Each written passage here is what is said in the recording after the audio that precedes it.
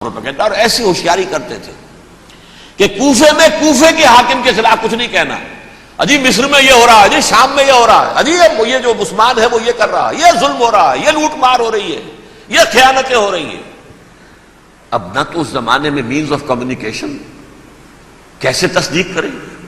افواہیں تو آپ آج کراچی کے اندر شروع ہو جائے تو پتہ نہیں چل سکتا کسی کو کہ کیا اس میں صداقت ہے کیا جھوٹ ہے.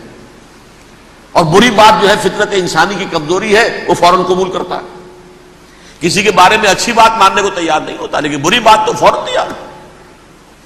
بہرحال یہ فتنہ انہوں نے اٹھایا، حضرت علی کی الوہیت کا فتنہ اٹھایا، حضرت عثمان کے خلاف الفتنۃ الکبریٰ برپا کیا. حضرت عثمان شہید ہوئے.